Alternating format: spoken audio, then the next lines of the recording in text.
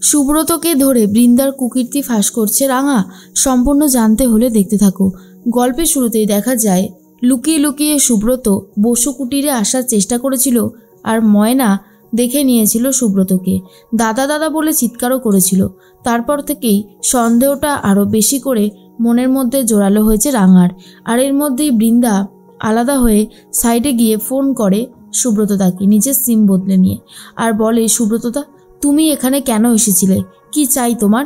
সুব্রতদা তখন বলে, আরে বৃন্দা, আমার কাছে তো আর কোনো টাকা পয়সা নেই, আমি কিভাবে দিন যাপন করবো সেটাই তো বুঝতে পারছি না, তাই জন্যই তো আমি তোমায় ফোনটা করেছিলাম। তুমি বুঝতে পেরেছো আমি কি বলতে চাইছি? বৃন্দা তখন বলে, হ্যাঁ আমি বুঝতে পেরেছি, কিন্তু তুমি যদি এইরকমভাবে ছটপট করতে থাকো তাহলে তো আমরা ধরা পড়ে যাব, তাই না? আর এইভাবে যদি ধরা পড়ে যাই তাহলে কি করে হবে? তোমার কত টাকা লাগবে বলো, আমি পাঠিয়ে দিচ্ছি, কিন্তু তুমি এইভাবে নিজেকে ফাঁসিও না, আর দয়া করে আমাকেও ফাঁসিও না। আশা করি তুমি বুঝতে পেরেছো আমি ঠিক কি বলতে চাইছি।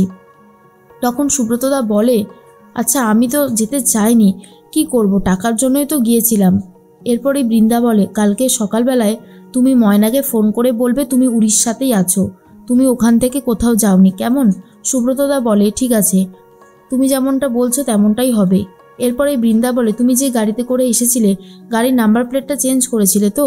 সুব্রত বলে, হ্যাঁ ওটার জন্যই তো একটু ঝামেলার মুখে পড়েছিলাম, কিন্তু তোমার ভয়ের কোনো কারণ নেই, সেটা একদম ঠিকঠাক আছে। এর মাঝখানে বৃন্দা বলে, ঠিক আছে, তুমি যেমনটা বললাম আড়ালে আবডালে থাকো, টাকা পয়সা পাঠিয়ে দেওয়ার দায়িত্ব আমার।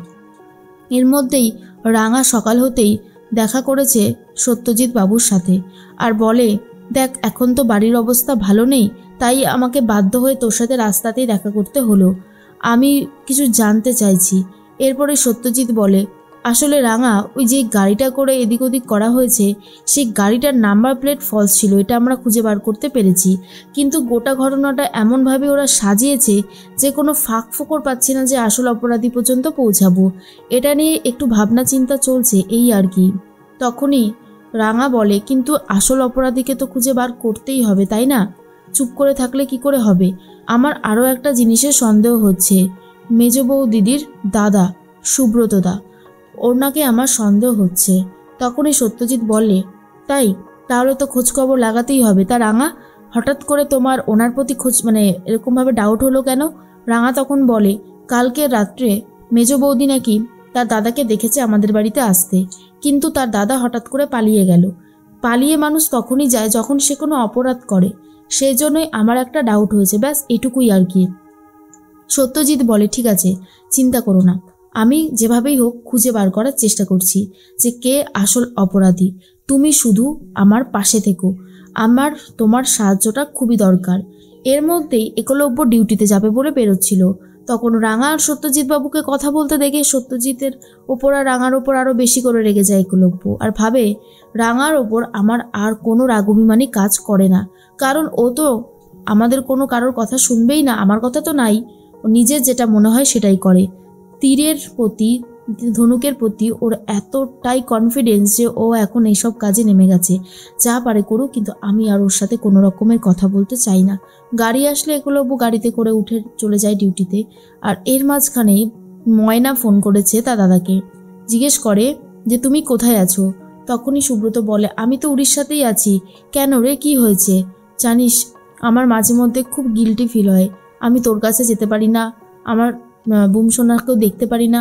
ময়না তখন বলে, দাদা তোমার বয়স হচ্ছে, তুমি এখন কোনো খারাপ কাজ করো না, কিন্তু তোমাকে বারবার করে বলছি।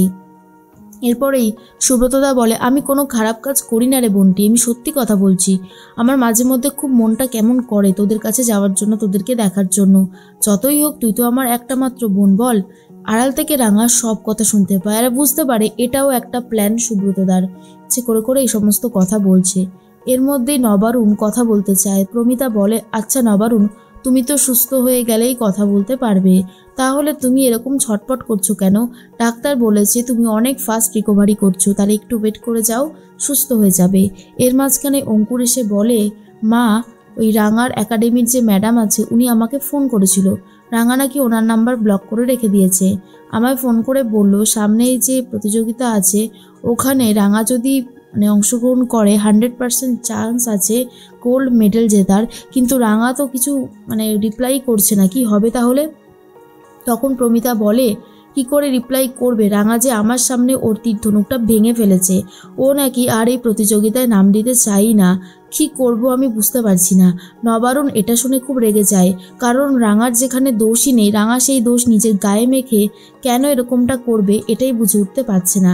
এদিকে একলব্য রাঙাকে ফোন করতে থাকে, অর্থাৎ রাঙা চলে গেছিলো একলব্যর ঘরে, ফোনটা ফেলে রেখে গেছিল একলব্য, সেই ফোনটাই বাজছিল আর রাঙাই ফোনটা ধরেছে। তখনই একলব্য বলে, কি ব্যাপার, তুমি আমার ফোন ধরলে? রাঙা বলে, আমি তোর ঘরেই এসেছিলাম তো জামা কাপড়গুলো নিয়ে যেতে, কাচাকুচি করার জন্য, ফোনটা বাজছিল তাই ধরলাম। একলব্য বলে, তোমার আমার ফোন ধরার কোনো অধিকার নেই, তুমি যখন তখন আমার ঘরে ঢুকবে না, আর একটা কথা জেনে রাখো, জোর করে কাছে আসার চেষ্টা করলে খুব খারাপ হয়ে যাবে কিন্তু। রাঙার তো অনেক খারাপ লাগে, তবুও রাঙা কিছু বলতে পারে না। এদিকে রাঙা নবারুণের ঘরে চলে যায় নবারুণ কেমন আছে দেখার জন্য। নবারুণ তখন বারবার করে বোঝানোর চেষ্টা করে এই কম্পিটিশানটা নামার জন্য, কিন্তু রাঙা বলে, এখন আমি কোনো কম্পিটিশানে নাম দেব না, আগে আমি যে এই কাজটা করেছে তাকে খুঁজে বার করব, তারপরে যা কাজ হবার হবে, কিন্তু আমি কোনোভাবেই এই প্রতিযোগিতায় নাম দেব না। কিন্তু রাঙাকে প্রমিতা, নবারুণ, অঙ্কুর বোঝাতে থাকে, কিন্তু রাঙা শপথ নিয়েছে আগে অপরাধীকে সে ধরবে, তারপরেই সে এই প্রতিযোগিতায় নাম দেবে।